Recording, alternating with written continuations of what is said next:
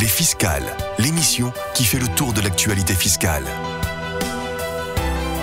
Bonjour à toutes et à tous, au micro Vincent Berger. Nous sommes le vendredi 20 décembre 2024. Bienvenue dans cette nouvelle édition des Fiscales de KPMG. Aujourd'hui, et comme toujours, j'ai le plaisir d'avoir à mes côtés Marie-Pierre Haut, associée KPMG Avocat et directrice de la doctrine fiscale. Bonjour Marie-Pierre. Bonjour Vincent, bonjour à tous. Je suis également ravie de partager ce micro avec vous.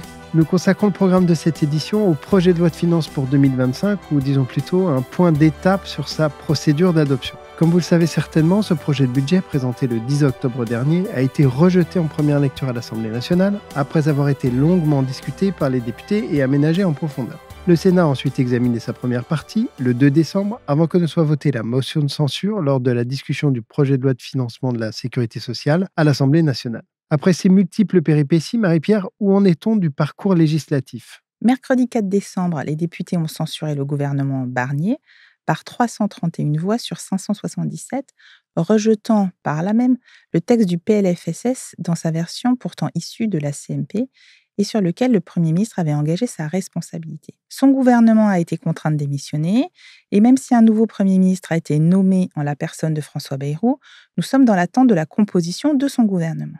La situation actuelle est différente de celle que nous avons connue avant l'été, lors de la dissolution de l'Assemblée nationale, dans la mesure où le mandat des députés se poursuit. Mais quoi qu'il en soit, le gouvernement démissionnaire ne peut pas défendre les textes au banc des ministres. La présidente de l'Assemblée nationale et le président du Sénat ont donc ajourné les travaux des deux chambres. Les débats y sont donc suspendus. Donc pour l'heure, pour répondre à votre question Vincent, le parcours du PLF 2025 est gelé.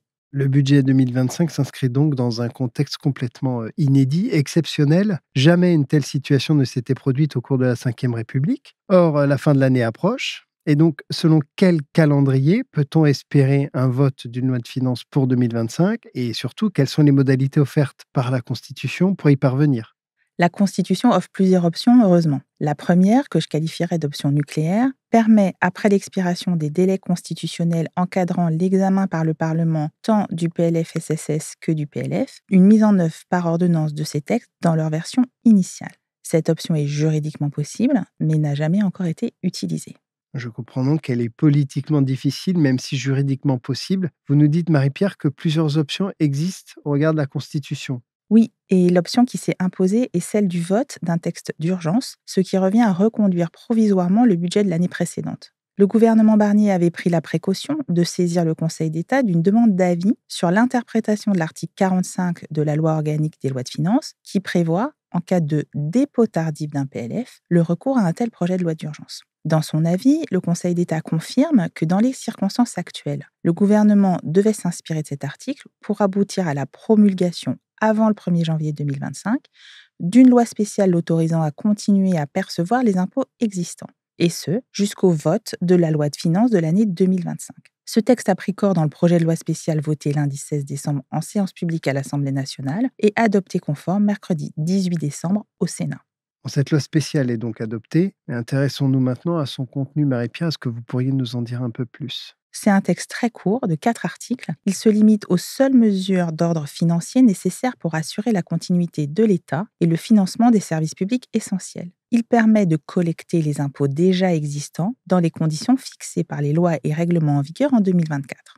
Le contenu du texte d'urgence est contraint, on le comprend. Quel est le sort des mesures qui, si le PLF avait été voté en décembre, auraient été reconduites, mais qui vont arriver à leur terme au 31 décembre 2024. J'en profite aussi pour vous interroger sur l'indexation, ou plus précisément l'absence d'indexation du barème de l'impôt sur le revenu 2024. Alors, le Conseil d'État a été saisi de la question de l'indexation du barème de l'impôt sur l'inflation. Conformément à son avis, cette indexation affecterait les règles de détermination des impôts existants et excéderait l'autorisation de continuer à percevoir ces impôts. Donc, juridiquement, elle ne peut pas être intégrée dans cette loi spéciale.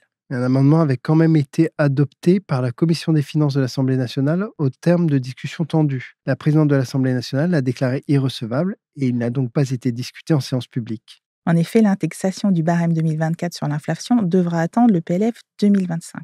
Se pose également, comme vous le soulignez Vincent, la question de la prolongation des crédits d'impôt qui expirent au 31 décembre 2024. C'est le cas par exemple du crédit d'impôt innovation. Ou encore la question de l'abattement de 500 000 € applicable aux plus-values de cession réalisées à l'occasion du départ à la retraite des dirigeants.